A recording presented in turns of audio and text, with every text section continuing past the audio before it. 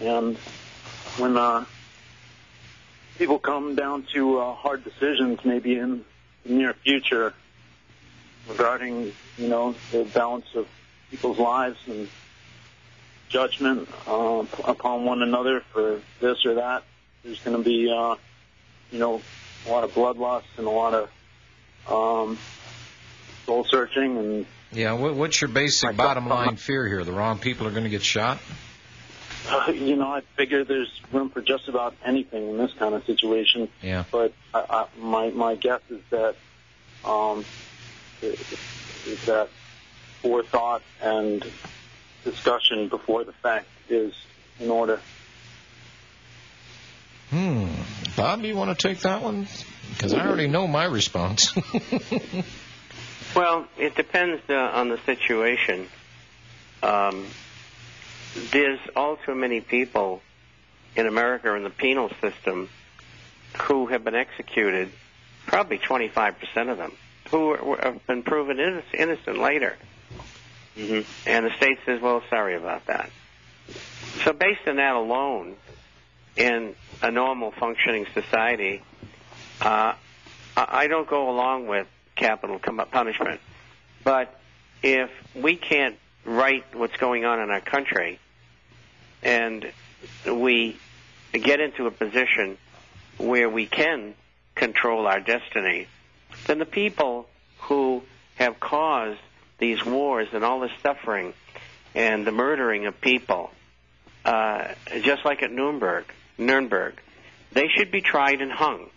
And all of their assets should be taken away from them and their family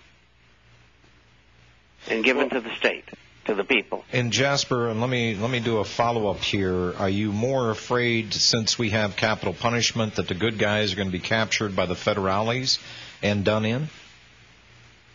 No, I'm not really afraid of anything, to be honest. I'm just, it's perplexing to me why I can't decide whether I want to buy a gun or not. And I've been undecided for a really long time. And whenever I hear Bob talking about what these people deserve, I can't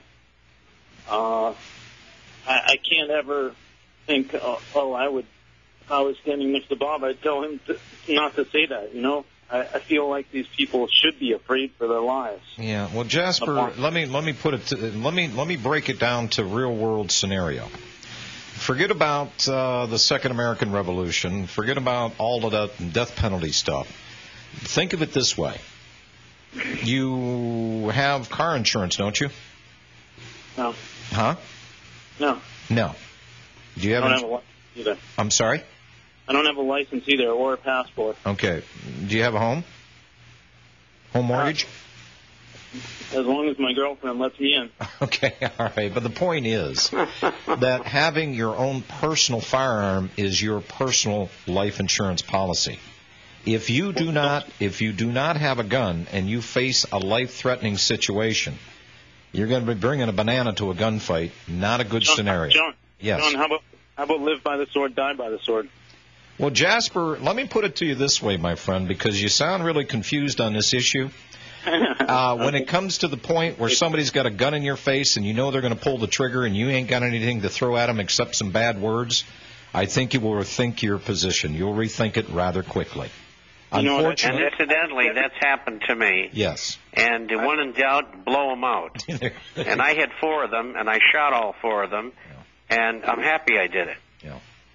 Well, you know what I feel like I'm perpetually putting off what I should really do, which is learn to disarm someone without a weapon in my hand so that I can preserve life as much or as little as I wish at any time. Jasper, I've never had a call like this on air before.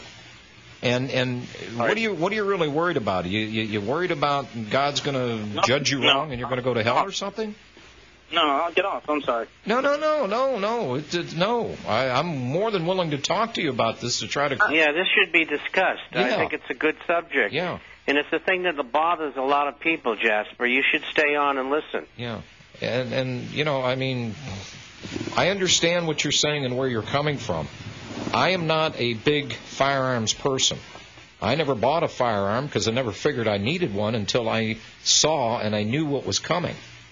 Now, having said that, 50 cal, 7.62 by 3.9, 223, 45s later, I've got the bullets and I've got the mechanisms to fire the bullets. Now, did I want to go out and do that? No, I did not. But they're quietly sitting in my closet for the day if I have to retrieve them. They're going to be there, and I will know what to do in that circumstance. John, I think, you know what, I think this is the kind of thing where everybody's trying to figure it out for themselves because everybody has a certain future ahead of them that they're constantly walking into and figuring out. And whether they want to have something that can kill a person instantly and that has an implicit meaning and use, you know, just by sight, you know, it's meaning it only has one use. You know, that's a very specific thing to add to your life, and I think it is. And it don't yeah. In the future, so they don't add it to their life. And to me, I feel like it's something that when the time is right, I'm just going to pick it up. You know. So, well, you got to have it to pick it up. You can always make the decision not to pick it up, but if you need to, and it isn't there, and I'm in. You know, I've done a lot of thinking about this one. You brought up a scenario. What if I've got to disarm somebody that does have a weapon? Now, that will work on a one-on-one situation. You don't have a gun, and the other person does, and you're close enough that you can get your paws on them and disarm them. The trouble is, they don't, when there's real duty to be done and they're doing their duty, they don't show up onesies. They come twosies, threesies, foursies, and moresies. So, but if you have a firearm and you're close enough to somebody and your firearm develops mechanical problems, what are you to do? And martial arts training and the ability to disarm your attacker is an added plus. So I won't discourage you from doing that, but I would encourage you, Jasper, to buy the weapon, and hopefully you will never need it. I thought about that too. I thought about all this a lot, like a really, really lot. You know, believe me, I'm very serious about how I defend myself, and when I put other people's lives at risk, it's like the most important thing to me, basically. Yeah. And when I think about a weapon, that's the first thing I think of, John, is why not just, like everything else in my life that falls in this type of category, just have it, and if I don't need it, good. You know, better to have it and not need it than need it and not have it, right? Yeah. But in fact, to me, it's like it's really like there in a very present way, even if it's like in a PVC tube, like buried in the yard. It's still like there, and it's like this easy choice to like kill someone very easily. And just going back a little bit, by the same token of the argument you were saying of, you know, what if they're coming in fours and whatnot? Yeah.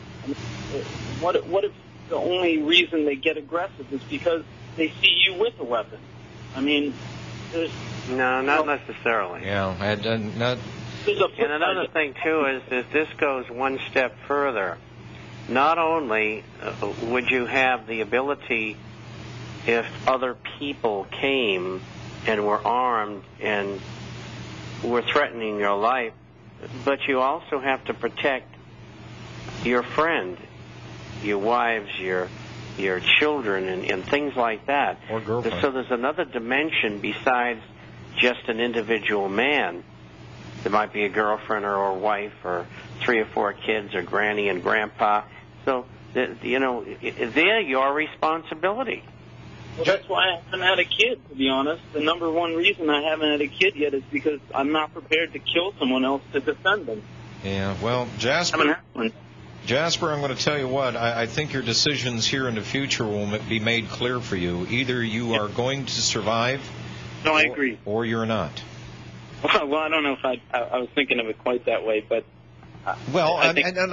Jasper, hold on. There.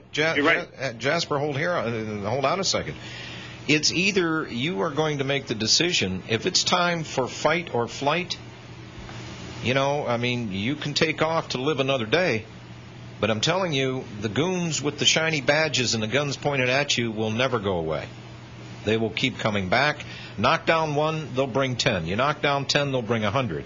That's why you have friends that are armed as well. Have you ever read the book Patriots Surviving the Coming Collapse? I bought it. I've been dipping into it a little bit. Okay. Therein lies the answer to your question. Hopefully it will not come to that point, but it very well may. All right, Jasper, I'm going to let you go. Thanks for your call. I'll read that, John. Thanks. Okay, sir. Bye, buddy. All right. Tony in Wisconsin. Hello, Tony. You called back on Hardline.